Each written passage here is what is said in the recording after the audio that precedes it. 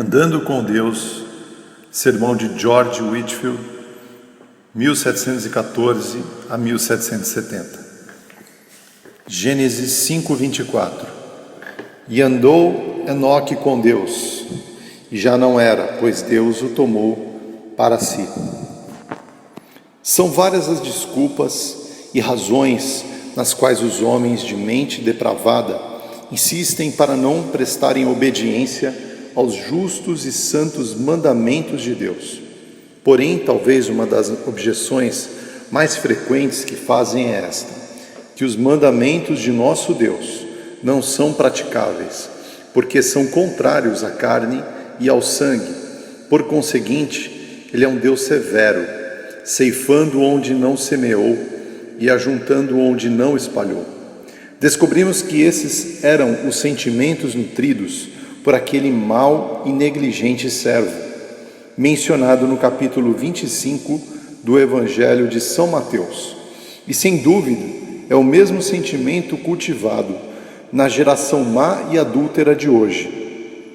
O Espírito Santo, já prevendo isso, teve o cuidado de inspirar homens santos da antiguidade para que registrassem exemplos de muitos homens e mulheres santos, os quais, mesmo debaixo da dispensação do Antigo Testamento, foram capazes de alegremente tomar sobre si o jugo de Cristo e de considerar o serviço dele como perfeita liberdade. A grande lista de santos, confessores e mártires, registrada no capítulo 11 de Hebreus, abundantemente prova tal verdade. Que grande nuvem de testemunhas foi-nos apresentada ali, e todos, devido à sua fé, porém com alguns tendo um maior grau de brilho do que outros. O protomártir Abel lidera o grupo. Em seguida temos Enoque, não somente porque ele é o próximo pela ordem dos relatos bíblicos, mas também devido à sua elevada piedade. Dele se fala de maneira extraordinária nas palavras do texto. Temos aqui um relato conciso, muito completo e glorioso, tanto de seu comportamento neste mundo, quanto do modo que era, ou seja, não foi mais encontrado. Ele não foi levado de maneira comum, ele não viu a morte, pois Deus o transladou. Hebreus 11:5. Quem foi esse Enoque? Não transparece tão explicitamente. Para mim, ele parece ter sido alguém de caráter público, suponho eu, visto como Noé era um pregoeiro da justiça. E se dermos crédito ao apóstolo Judas, ele era um ardente pregador, pois Judas cita uma de suas profecias onde Enoque diz: eis que veio o Senhor entre suas santas miríades, para exercer juízo contra todos e para fazer convictos todos os ímpios, acerca de todas as suas obras ímpias, que impiamente praticaram, e acerca de todas as palavras insolentes que ímpios pecadores proferiram contra ele. Judas, verso 14 e 15. Porém, se Enoque foi pessoa pública ou comum, o fato é que ele deu nobre testemunho através de vívidas profecias. O autor da Epístola aos Hebreus nos diz que antes de ser transladado, ele tinha este testemunho, de que agradou a Deus, e o fato de ter sido transladado foi uma prova que não deixou nenhuma dúvida. Eu assinalo que foi sabedoria maravilhosa Deus trasladar Enoque e Elias sob a dispensação do Antigo Testamento, para que, doravante, quando se asseverasse que o Senhor Jesus foi levado ao céu, não parecesse de modo inacreditável aos judeus, visto que eles mesmos confessavam que 2 de seus próprios profetas haviam sido transportados centenas de anos antes. Porém, não é meu intento deter-me mais com acréscimos e observações sobre a breve, mas abrangente análise da virtude de Enoque. O que eu tenho em vista é fazer um discurso à medida que o Senhor me capacitar, sobre um tópico momentoso e muito importante. Quero falar do andar com Deus, e Enoque andou com Deus. Se isso puder ser dito de você e de mim, depois de nossa morte, certamente não teremos razão alguma de nos queixarmos de havermos vivido em vão. Desenvolvendo o assunto proposto, eu pretendo 1. Empenhar-me para mostrar o que está implícito nas palavras andou com Deus. 2. Prescrever alguns meios pelos quais, devidamente obedecidos, os crentes possam acompanhar e manter o seu andar com Deus. 3. Apresentar algumas razões para nosso incentivo, pois se nós nunca antes andamos com Deus, que a partir de agora venhamos e caminhemos com Ele agora. Tudo será encerrado com uma palavra ou duas de aplicação. Primeiro, tenho de mostrar o que está implícito nas palavras andou com Deus. Ou em outras palavras, o que devemos entender por andar com Deus? Isso significa que o poder predominante da hostilidade do coração de uma pessoa foi removido pelo bendito Espírito de Deus. Talvez algo duro de dizer a alguns, no entanto, nossa experiência diária prova o que as Escrituras, em muitas passagens, afirmam que a mente carnal, a mente do homem natural não convertido, ou melhor, a mente do não regenerado, tanto quanto qualquer parte dele que permaneça não renovada, é inimizade, não só uma inimizade, mas inimizade mesma contra Deus, de forma que não está sujeita à lei de Deus, nem de fato pode estar. Realmente, é bem de se admirar que alguma criatura, especialmente esta adorável criatura homem, feita à imagem e semelhança do seu Criador, pudesse ter qualquer inimizade. Uma inimizade predominantemente contra esse mesmo Deus, no qual o homem vive, e quando, por ocasião da queda, separaram-se de Deus, comendo do fruto proibido. E o amargo e o maligno contágio passou e espalhou completamente para a sua descendência inteira. Esta inimizade veio à tona no esforço de Adão ao esconder-se atrás das árvores do jardim. Ao ouvir a voz do Senhor Deus, em vez de correr em sua direção com o coração aberto, dizendo: aqui estou, ai!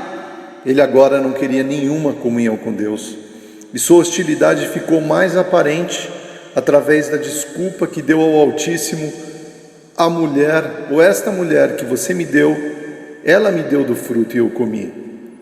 Com efeito, dizendo isso, Adão responsabiliza a Deus, e é como se ele tivesse dito: se tu não tivesses me dado essa mulher, eu mesmo não teria pecado contra ti. Portanto, és o culpado da minha transgressão. E dessa mesma maneira, essa inimizade está no coração dos filhos de Adão. Eles, de vez em quando, encontram algo para se insurgirem contra Deus, dizendo ainda: que fazes tu? Isso põe no ridículo qualquer um dos inferiores rivais de Deus. Essa exigência, como aquela dos assírios com respeito a Acabe: acertem somente o rei, 1 Reis 22. E assim atacam tudo que tem aparência de verdadeira piedade, assim como os assírios atiraram contra Josafá, só porque vestia as vestes reais. Porém, a oposição cessa quando eles descobrem que é só aparência, como os assírios que deixaram de perseguir Josafá ao perceberem que ele não era Acabe.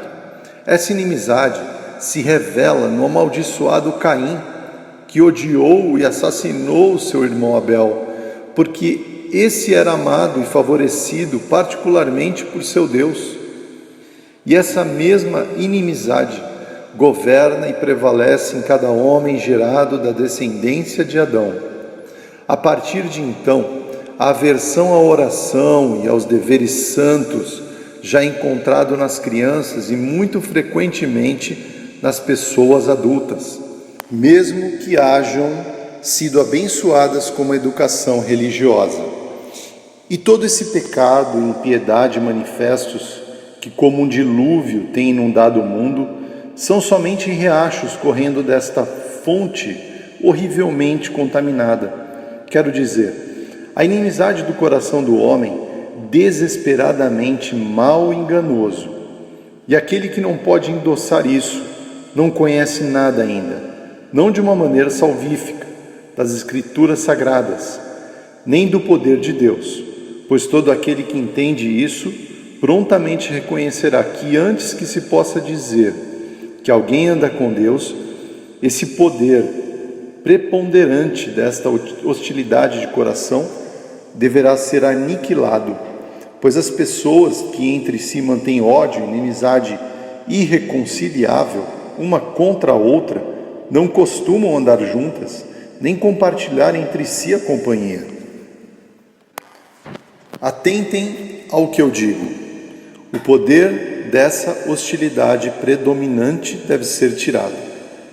Apesar da essência desse sentimento nunca ser totalmente removida, até curvarmos definitivamente nossas cabeças e rendermos o espírito, o apóstolo Paulo, de maneira inconfundível, ao falar de si mesmo, e não se referindo ao tempo em que era fariseu, mas como verdadeiro cristão, lamenta que quando queria fazer o bem, o mal estava presente com ele, não tendo domínio sobre ele, porém se opondo e resistindo às suas boas intenções. E assim ele não podia fazer as coisas que queria, ou seja, na perfeição que o novo homem desejava. Isso é o que se chama o pecado habitando nele. Porém, esse poder é destruído em cada alma que é verdadeiramente nascida de Deus e vai ficando gradualmente mais e mais enfraquecido na medida em que o crente cresce em graça e o Espírito de Deus vai tendo ascendência cada vez maior sobre o seu coração. Segundo, andar com Deus significa não somente que o poder da inimizade que domina o coração do homem retirado, mas também que a pessoa de fato é reconciliada com Deus Pai. Através da justiça e expiação todos suficientes de seu querido Filho. Podem dois caminhar juntos se não houver entre eles acordo? Amós 3:3. Jesus é a nossa paz, bem como aquele que media a nossa paz. Quando somos justificados pela fé em Cristo, então e somente então é que temos paz com Deus e, consequentemente, só a partir daí é que podemos dizer que andamos com Ele. O andar com uma pessoa é um sinal e uma prova de que somos amigos dessa pessoa, ou pelo menos, ainda que tenhamos tido divergências, revela que nos reconciliamos e nos tornamos amigos de novo. Essa é a grande mensagem que os ministros do Evangelho estão proclamando. A nós é confiado o ministério da reconciliação. Como embaixadores de Deus, nós temos que rogar aos pecadores, no lugar de Cristo, a se reconciliarem com Deus. E quando eles atendem a este gracioso convite e são realmente, pela fé, trazidos a um estado de reconciliação com Deus, então, e só então, eles podem dizer que estão começando a andar com Deus. Terceiro, andar com Deus implica em estabelecer uma firme e permanente comunhão e amizade com Ele, ou que nas Escrituras é chamado o Espírito Santo habitando em vós. Isso foi o que o nosso Senhor prometeu quando disse aos discípulos que o Espírito Santo estaria neles e com eles, não como um caminhante que chega para passar uma noite e passar no dia seguinte, mas para estabelecer morada, fazer sua habitação em seus corações.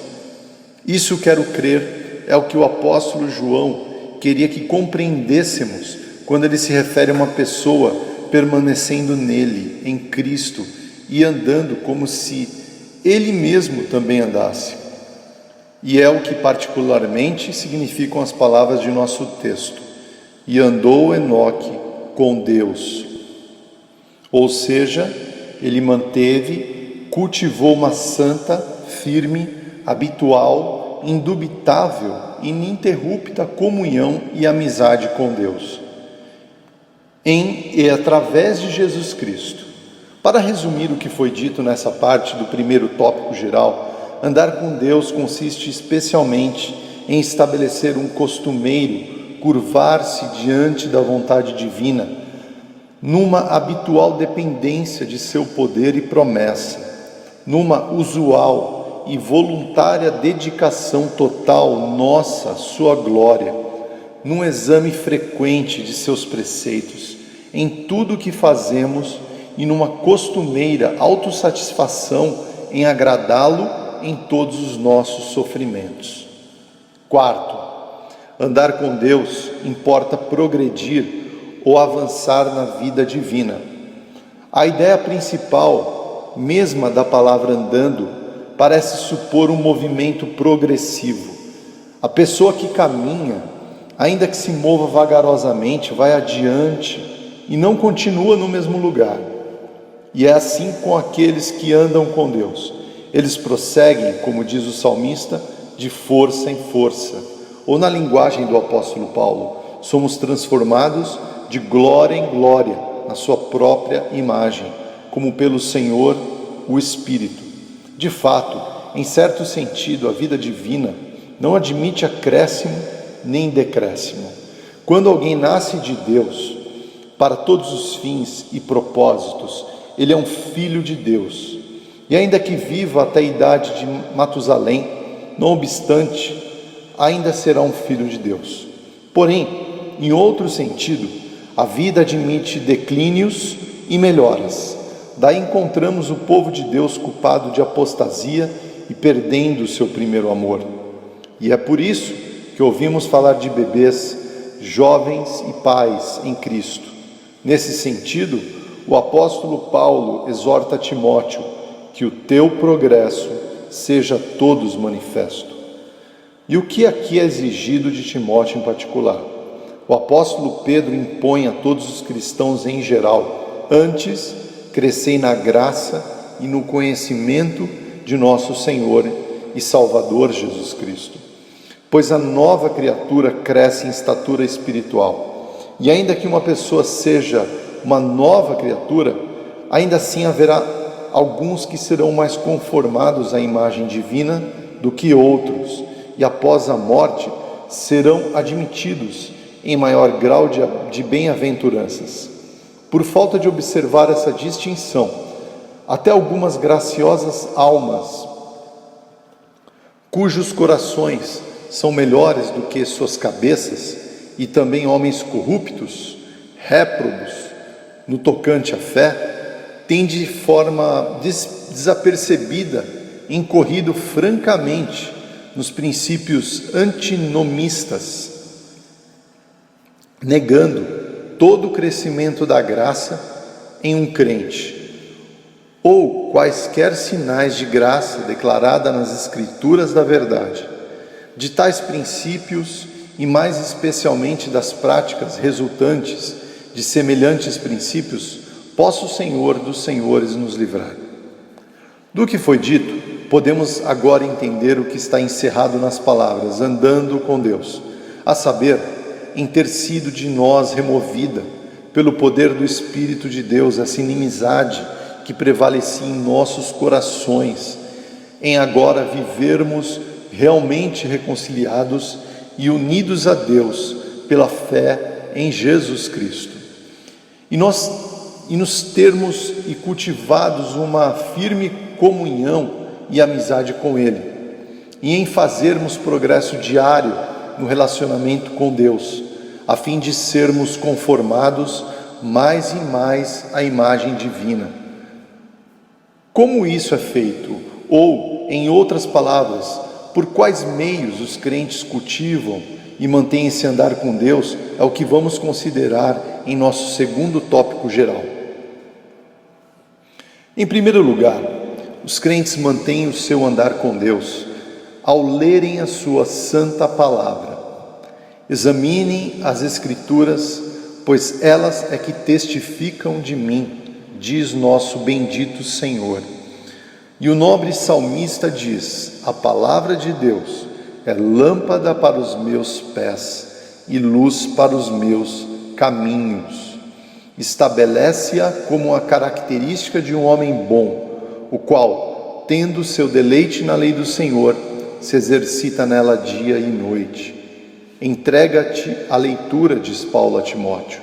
E Deus diz a Josué: e este livro da lei não se afaste de tua boca, pois tudo o que antes foi escrito o foi para o nosso aprendizado.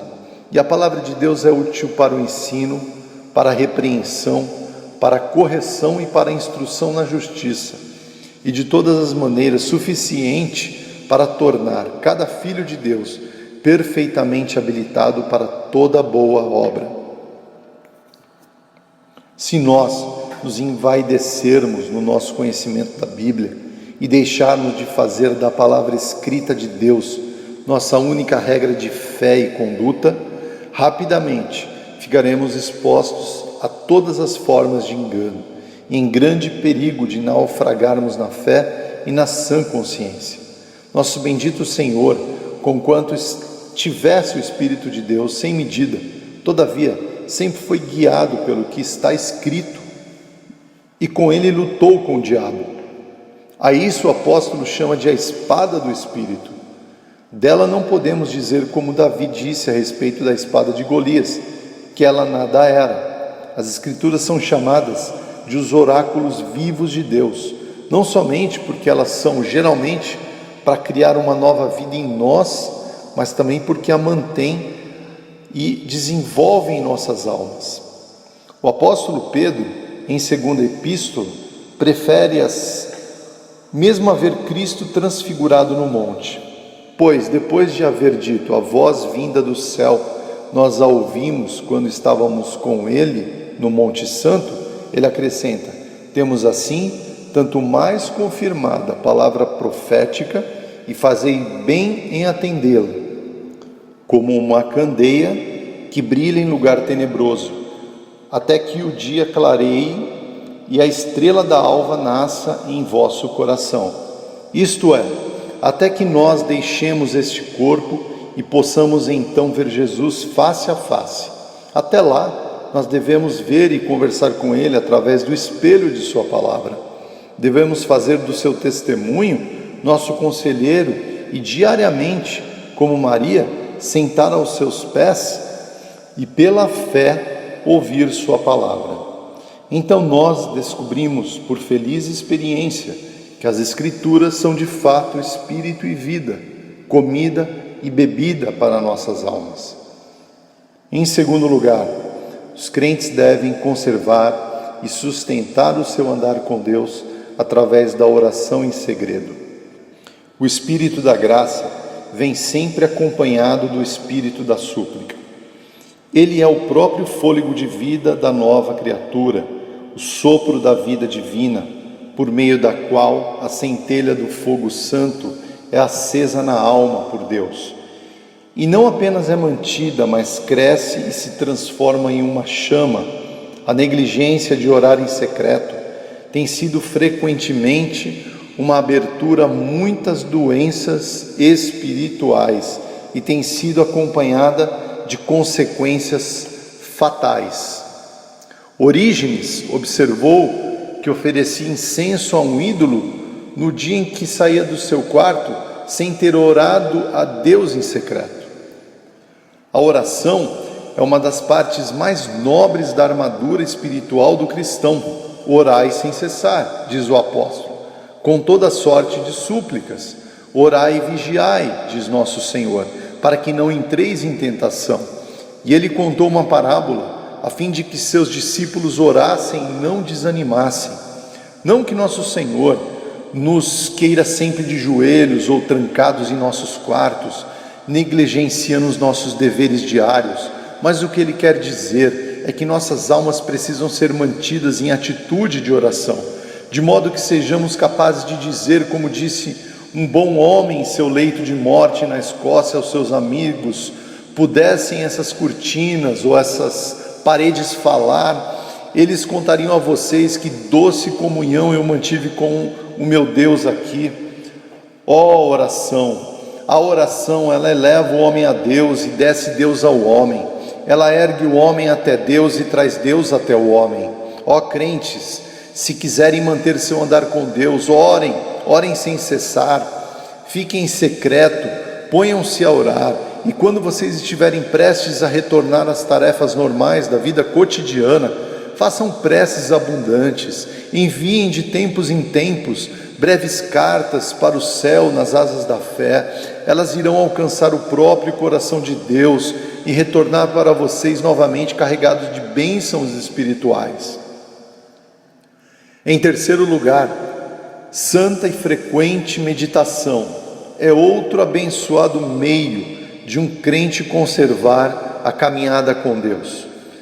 Oração, leitura, tentação e meditação, diz Lutero, faz um ministro, e também produz e aperfeiçoa um cristão. Meditação para a alma é o mesmo que digestão para o corpo. O santo Davi descobriu isso, daí estar constantemente ocupado meditando, mesmo nas vigílias da noite. Também encontramos Isaac indo para o campo ao anoitecer a fim de meditar.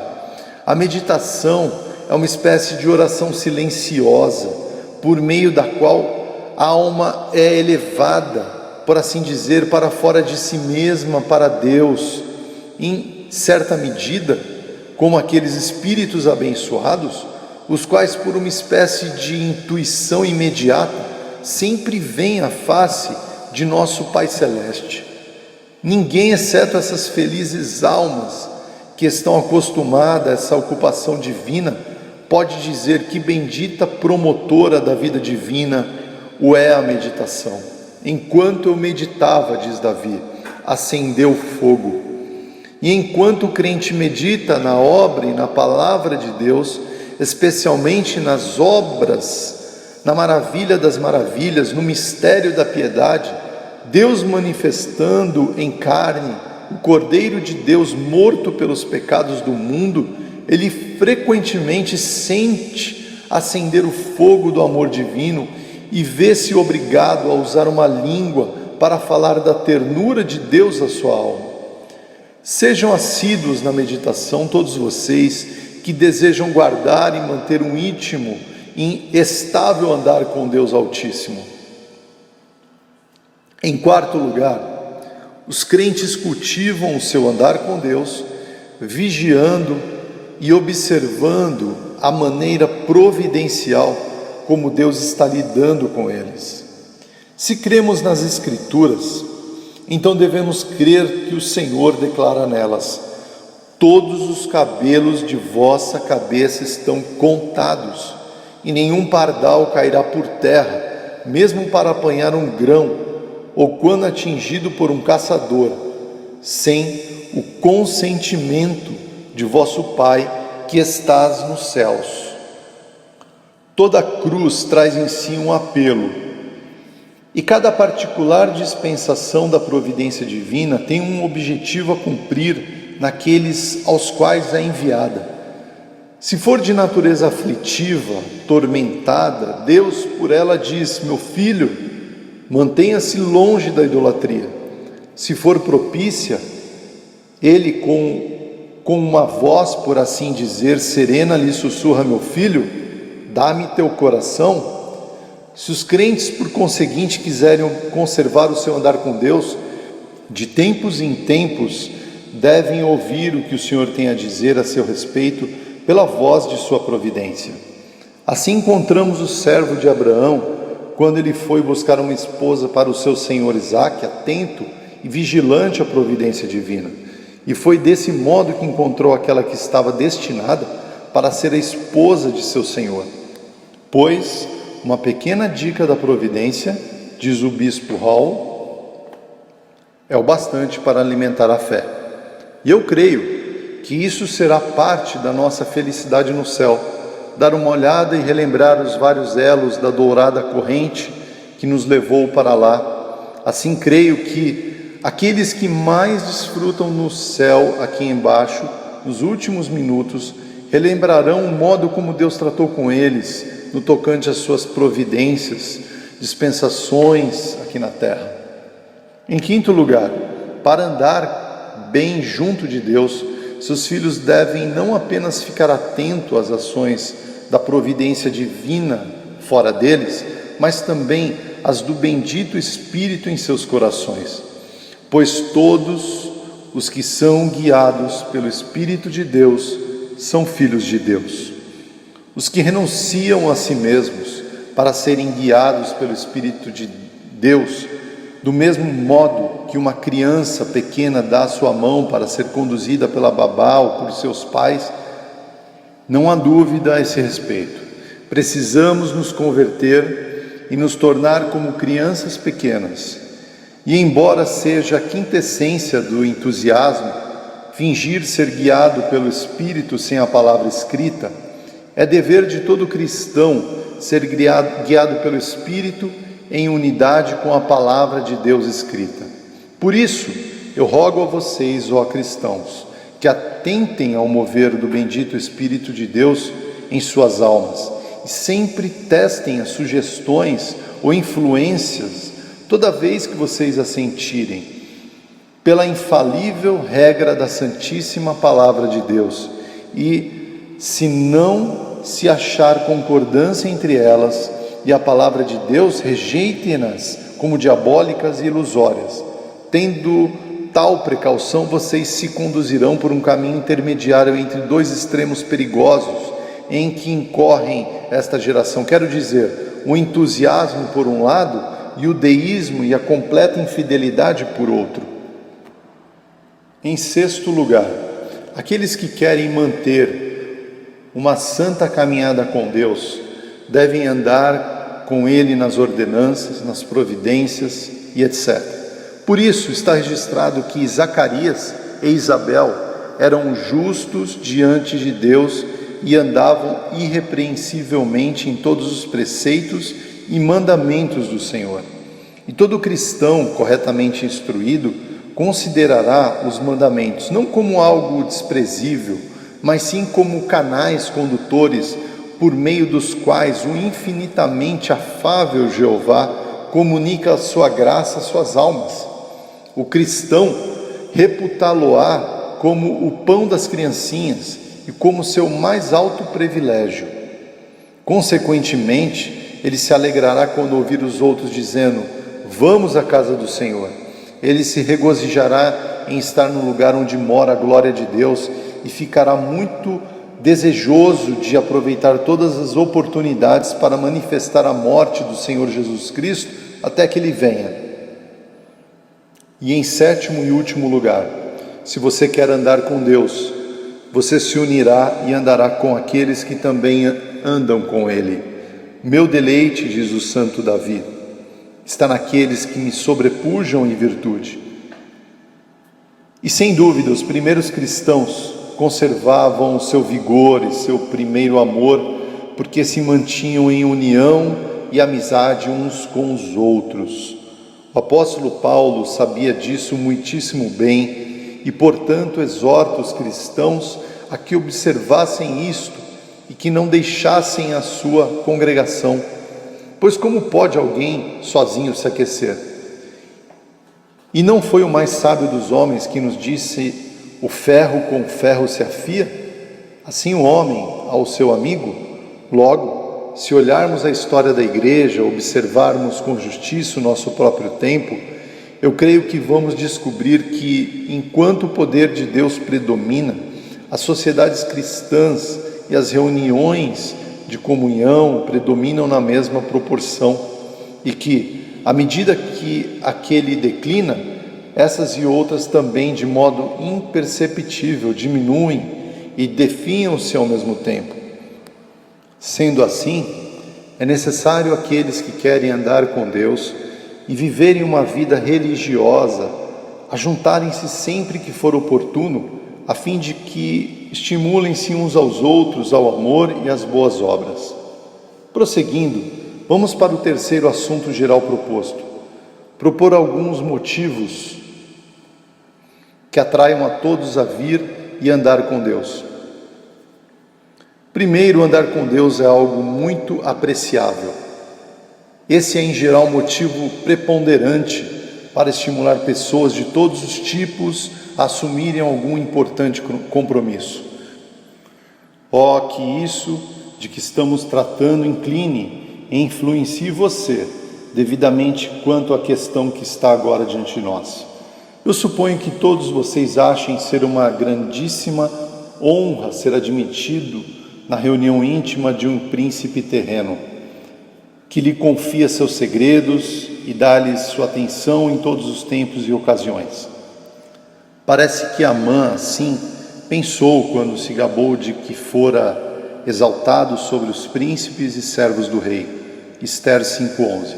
Mais ainda, a rainha Ester a ninguém fez vir com o rei ao banquete que tinha preparado, senão a mim, e também para amanhã estou convidado por ela juntamente com o rei. E quando, mais tarde, uma pergunta foi feita a esse mesmo Amã, Ester 6:6, que se fará o homem que o rei deseja honrar? Ele respondeu, versículo 8, tragam-se as vestes reais que o rei costumava usar, e o cavalo que o rei costuma usar andando montado, e tenha na cabeça a coroa real. Entreguem-se as vestes e o cavalo às mãos dos mais nobres príncipes do rei, e vistam delas aquele a quem o rei deseja honrar. Levem-no a cavalo pela praça da cidade e diante dele apregoem. Assim se faz ao homem a quem o rei deseja honrar.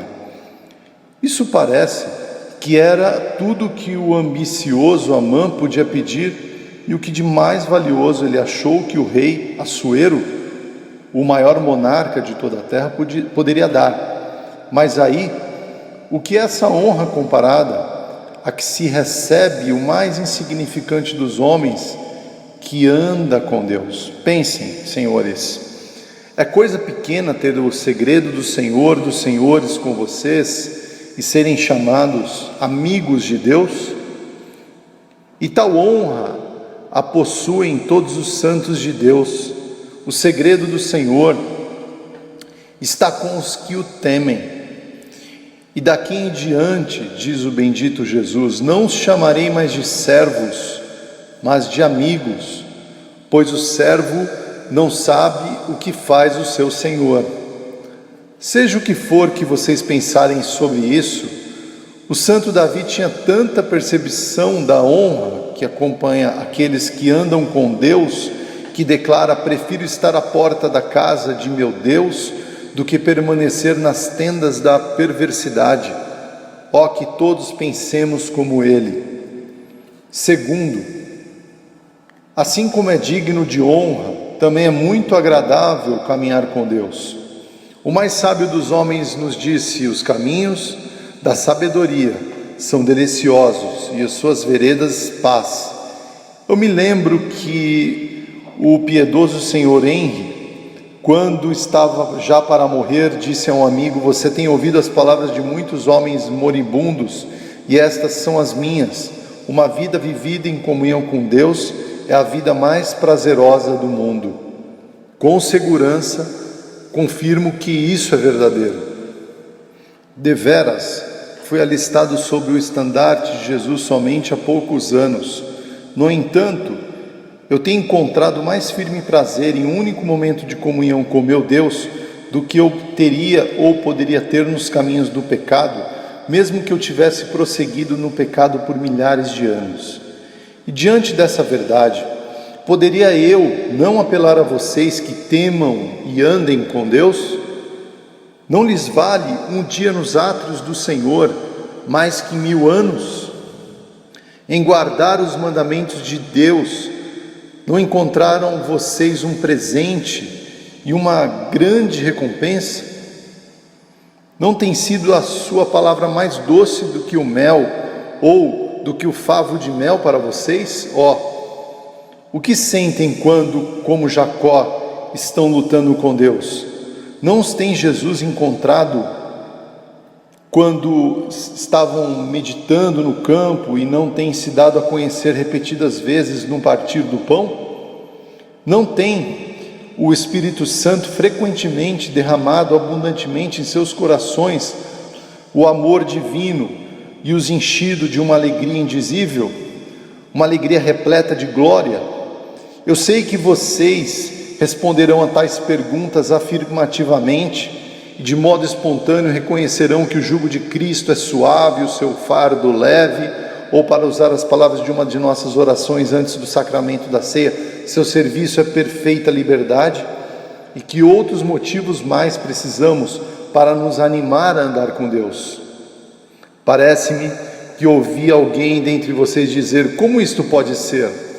Pois se andar com Deus, como você disse, é algo apreciável e agradável, então por que o nome do povo que segue tal caminho é rejeitado como coisa má? E por que todas as partes dele se fala contra? Como é que ele é frequentemente afligido, tentado, privado dos meios de subsistência e levado ao suplício? É essa a honra, é esse o prazer de que você fala? Eu respondo: sim. Pare por um momento, não seja precipitado demais. Não julgue conforme a aparência, mas segundo a reta justiça, e tudo ficará bem. É verdade, nós reconhecemos que o povo desse caminho, como você e Paulo antes de você, quando é intimado por um perseguidor, é rejeitado, tido por mal, uma seita de que se fala contra em todos os lugares. Mas quem faz isso? Precisamente os inimigos do Deus Altíssimo. E você julga uma desgraça eles falarem mal de você? Bendito seja Deus! Não é assim que nós aprendemos de Cristo. Nosso Mestre ilustre disso disse: bem-aventurados sois quando por minha causa vos injuriarem e perseguirem e mentindo disserem todo o mal contra vocês. E ele ordenou: regozijai-vos, estejam sobremodo alegres, pois isso é um privilégio para os que são os seus discípulos, e sua recompensa será grande no céu.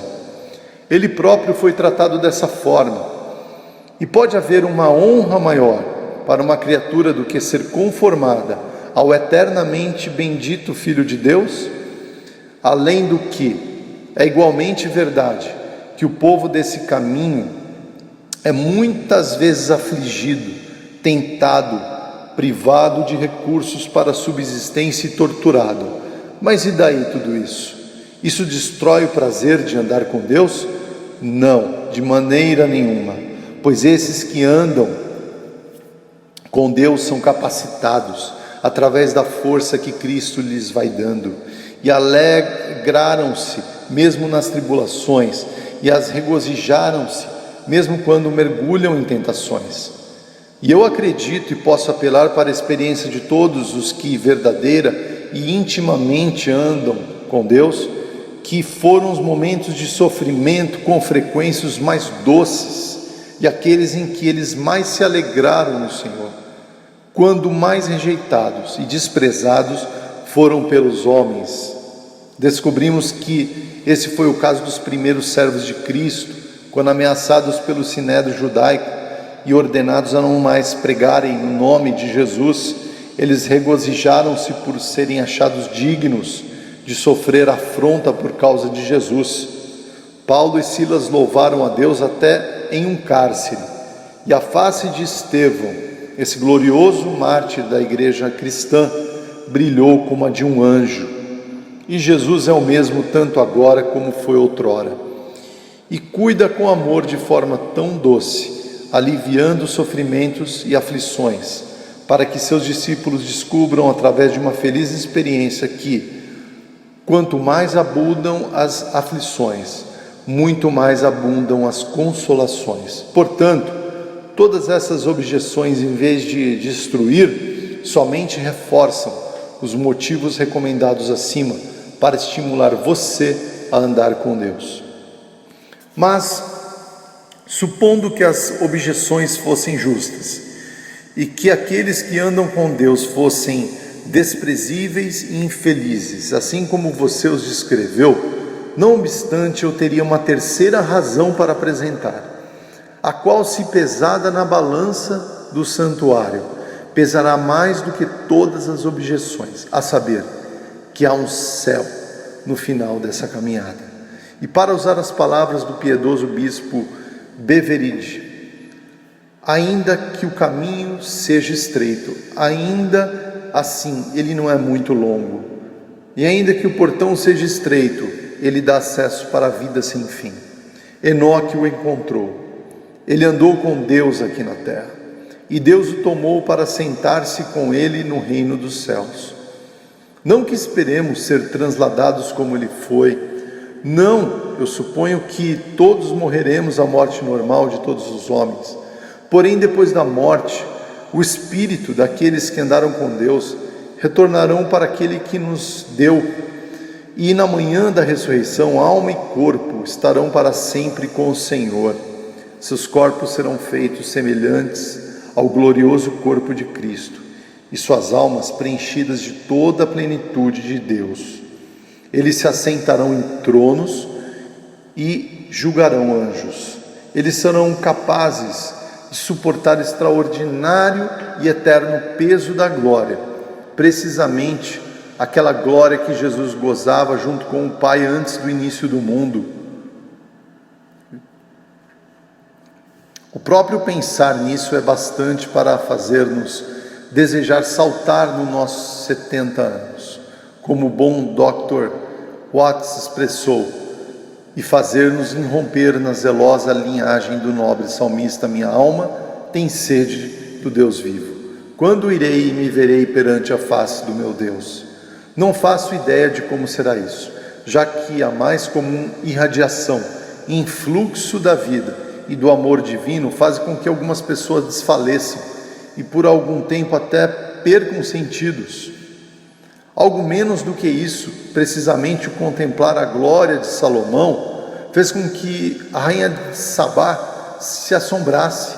E algo menor ainda, precisamente, o ver os carros que José enviara do Egito para buscá-la fez Jacó desfalecer e por um momento, por assim dizer, esmoreceu. Daniel, quando foi admitido a ficar a uma vista distante dessa excelência glória, caiu aos pés do anjo como morto. E se uma visão distante dessa glória é assim, tão excelente, o que deve ser a posse real dela? Se as primícias são tão gloriosas, quão infinitamente excederá em glória a colheita? E agora o que eu devo, ou de fato, o que eu posso ainda dizer para bem estimular a você, precisamente você, que ainda é estranho para Cristo, para que venha e ande com Deus? Se ama a honra, o prazer e uma coroa de glória, venha, busque isso tudo exclusivamente onde você poderá achar. Venham, revistam-se do Senhor Jesus, venham, apressem-se e andem com Deus. Não façam mais provisões para a carne, a fim de preencher a concupiscência dela. Pare, ó pecadores, voltem, homens não convertidos, pois o caminho pelo qual vocês andam agora, por mais direito que possa parecer aos seus próprios olhos cegados, terá por fim a morte, precisamente a destruição eterna de ambos, corpo e a alma. Não se atrasem mais, eu digo, vocês estão em perigo. Eu exorto você, não dê mais um passo no seu atual caminho, pois o que você sabe, ó homem, senão que seu próximo passo poderá levá-lo ao inferno? A morte poderá agarrá-lo, o juízo o encontrará, e então um grande abismo estará entre você e a glória sem fim, para sempre. Ó, pense nessas coisas, todos vocês que não estão ainda dispostos a andar com Deus, ponham-as no seu coração, reconheçam que estão naquele caminho e na força de Jesus Cristo. Digam adeus concupiscência da carne, eu não mais andarei com você. Adeus concupiscência dos olhos e o orgulho da vida. Adeus amigos da carne, inimigos da cruz, eu não mais andarei nem terei intimidade com vocês. Bem-vindo Jesus, bem-vindo a sua palavra, bem-vindo aos seus mandamentos, bem-vindo a seu Espírito, bem-vindo ao seu povo. Doravante, andarei com vocês. Ó, que haja em você uma tal disposição. Deus colocará sua poderosa sanção e selará isso com um grande selo do céu, o selo do seu Espírito Santo. Sim, Ele o colocará, mesmo que desde o seu nascimento você esteja andando e seguindo os ardis e desejos de seus corações desesperadamente maus. Eu, o alto e o sublime, diz o grande Jeová, que habito a eternidade, morarei com o de coração contrito e humilde, precisamente com o homem que treme diante da minha palavra. O sangue, o precioso sangue de Jesus Cristo, se você vier ao Pai, em e através dele limpá-lo-á de todo o pecado. Contudo, o texto me leva a falar a vocês, santos, e também aos pecadores assumidos, não convertidos. Não preciso contar-lhes que andar com Deus não é só apreciável, mas agradável e também proveitoso, pois vocês sabem, por feliz experiência, e o acharão cada dia melhor. Só me deixem despertar suas mentes puras, à guisa de lembrança, e para suplicar para vocês a misericórdia de Deus em Cristo Jesus. Prestem atenção em si mesmos, andem sempre mais perto de Deus conforme passam os dias, pois quanto mais perto vocês andarem de Deus, mais vocês o apreciarão, pois sua presença é vida, e ficarão melhores, mais preparados para serem colocados à sua mão direita, onde há delícias perpetuamente. Não sigam Jesus à distância, não sejam tão formais, não sejam tão mortos e estúpidos no cumprimento dos santos preceitos. Não abandonem vergonhosamente a sua congregação, não sejam avarentos ou indiferentes para as coisas de Deus. Lembrem o que Jesus disse da igreja de Laodiceia: porque vocês não são frios nem quentes, vou vomitá-los de minha boca. Pensem no amor de Jesus e que esse amor constranja-os a se conservarem próximos dele, e ainda que vocês morram por ele, não o neguem, não fiquem distantes dele de modo nenhum. Uma palavra aos meus irmãos do ministério que estão aqui presentes e eu encerro. Vocês percebem, meus irmãos, meu coração está cheio, quase diria que isso é grande demais para dele se falar, e todavia grande demais para sobre ele se silenciar sem lhes dar uma palavra, pois o texto não fala especificamente aqueles que têm a honra de serem denominados embaixadores de Cristo e mordomos dos mistérios de Deus. Eu fiz a observação no começo desta elocução que Enoque, com toda a probabilidade, era um homem público e um ardoroso pregador. Embora esteja morto, não nos fala ele para avivar nosso zelo e nos tornar mais ativos no serviço de nosso glorioso e eternamente bendito Mestre? Como Enoque pregava, como Enoque andava com Deus, conquanto vivesse em uma geração má e adúltera. Então, vamos segui-lo como ele seguia Jesus Cristo, antes de Jesus vir, pois onde ele está, nós também estaremos. Ele não entrou no seu descanso, no entanto, ainda por um pouco de tempo, entraremos no nosso. E isso, muitíssimo mais rápido do que ele. Ele peregrinou aqui por 300 anos, mas bendito seja Deus. Os dias do homem estão agora encurtados. Em poucos dias, nossa caminhada estará terminada. O juiz está à porta. Aquele que vem virá e não tardará, e com ele seu galardão. E daqui a pouco nós todos, se formos zelosos pelo Senhor dos Exércitos, brilharemos para sempre como estrelas do firmamento, no reino de nosso Pai Celestial, para sempre e eternamente. Para Ele, o bendito Jesus e o Espírito eterno, seja toda a honra e a glória, agora e para todo sempre. Amém e amém.